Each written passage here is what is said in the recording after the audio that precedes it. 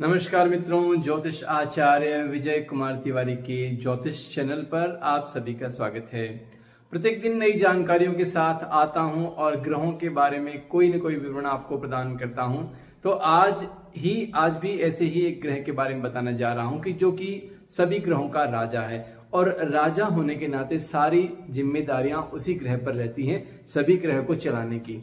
तो आज मैं जो विवरण देने जा रहा हूं वो सूर्य ग्रह के बारे में बताने जा रहा हूं कि सूर्य ग्रह हमारे जीवन में कितना उपयोगी है। केवल सूर्य के कारण ही मनुष्य जो है मान सम्मान, यश, वृद्धि और आत्मा कारक ग्रह माना गया है सूर्य को।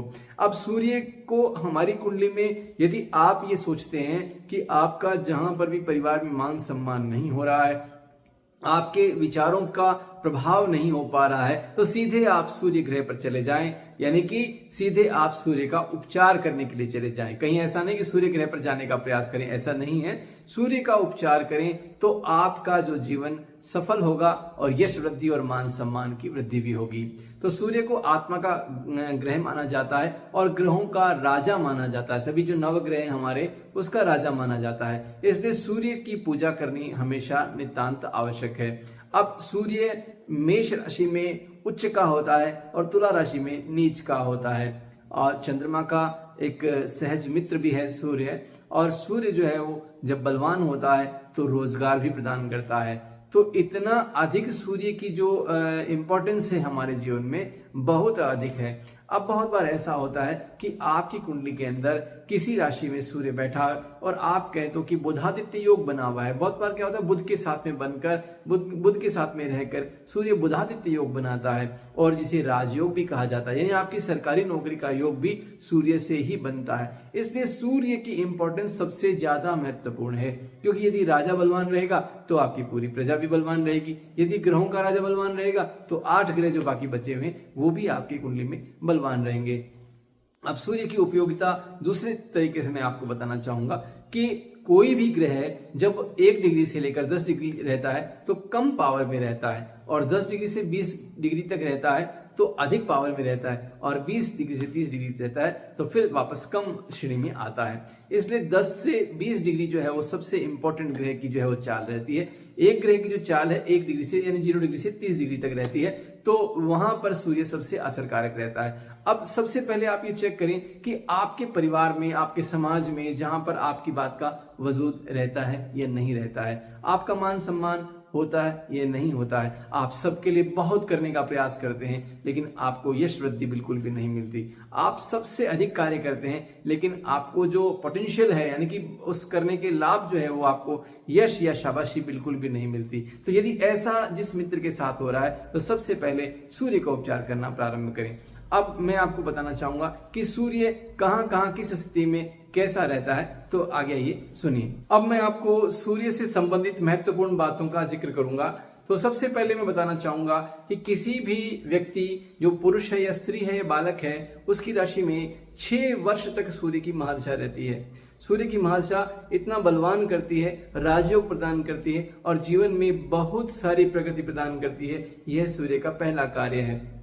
दूसरा आत्मा का कारक है। यदि कुंडली में सूर्य अच्छा होगा तो आपको आत्म कारक यानी कि प्रभाव मिलेगी, आत्म संतुष्टि मिलेगी, जीवन में यश वृद्धि होगी और आपको इस मनुष्य जीवन में आके बहुत प्रसन्नता मिलेगी। अब तीसरा मैं बताना चाहूंगा कि मेष राशि में सूर्य उच्च का होता है और जो 7वीं नंबर राशि तुला है वहां पर सूर्य नीच का रहता है। चंद्रमा मन का कारक है। चंद्रमा के साथ सूर्य मिलकर व्यक्ति को बहुत प्रबल बनाता है, अच्छा बनाता है। और वहीं पर शनि सूर्य के पुत्र हैं लेकिन इसके विरुद्ध है, शत्रु हैं, इसलिए शनि के साथ सूर्य प्रसन्न नहीं रहते हैं। दूसरा मैं आपको बताना चाहूंगा कि जितने भी जो है ग्रह हैं उनके सबके स्वामी जो है यानी राजा जो सूर्य हैं वे बड़े ही न्याय मूर्ति के रूप में काम करते हैं, यानी कि बहुत प्रबलता प्रदान करते हैं और शक्ति प्रदान करते हैं। और साथ में रोजगार का प्रभाव भी सूर्य से बहुत अधिक पड़ता है। राजकीय सेवा का मूल ग्रह जो है वो भी सूर्य है। यदि सूर्य आपकी कुंडली में मेष राशि का हो या अच्छे स्थान पर या मित्र राशि में बैठा हो तो वहां पर आपको बहुत अधिक लाभ प्राप्त करता है। तीसरा मैं आपको एक और चीज बताना चाहूंगा कि सूर्य पूर्व दिशा का स्वामी है और सूर्य को जो है यदि वो अच्छा करना है, श्रेष्ठ करना है, तो सूर्य को सबसे पहले प्रातःकाल जब सूर्य ताम्र वर्ण का होता है उस समय अर्घ्य प्रदान करें तांबे के लोटे में। और रविवार का दिन जो है सबसे शुभ माना गया है सूर्य के लिए, क्योंकि सभी ग्रहों को हमने वार के साथ में जोड़ा हुआ है, तो रविवार जो है सबसे श्रेष्ठ है सूर्य के लिए, जो कि आपको बहुत अधिक लाभ प्रदान करता है।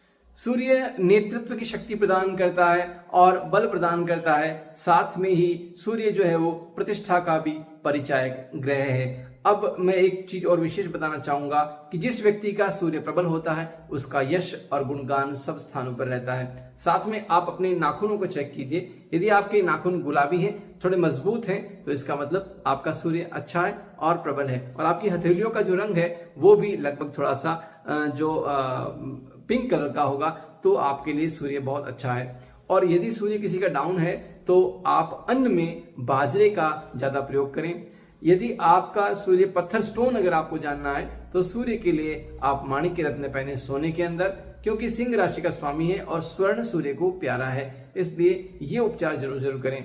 और यदि आपको इनसे जो यानी कि ये करने से आपको बहुत अधिक मान सम्मान, रोजगार, प्रतिष्ठा मिलेगी, तो इस प्रकार से सूर्य जो है पहला ग्रह है। अब लगातार मैं सभी ग्रहों के बारे में अलग अलग वीडियोस के अंदर आपको जो है वो सूर्य के बारे में बताऊंगा और सूर्य को जो है वो प्रसन्न करने का तरीका आपको बताऊंगा, ताकि आपकी मान प्रतिष्ठा और जो है सब कुछ जो है बिल्कुल अच्छे से रहे और आपका जीवन राजकीय कार्यों में ओतप्रोत हो, अच्छा हो और आपको बहुत अधिक लाभ मिले।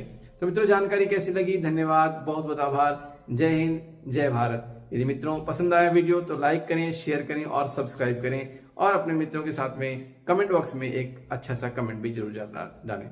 धन्यवाद, जय हिंद।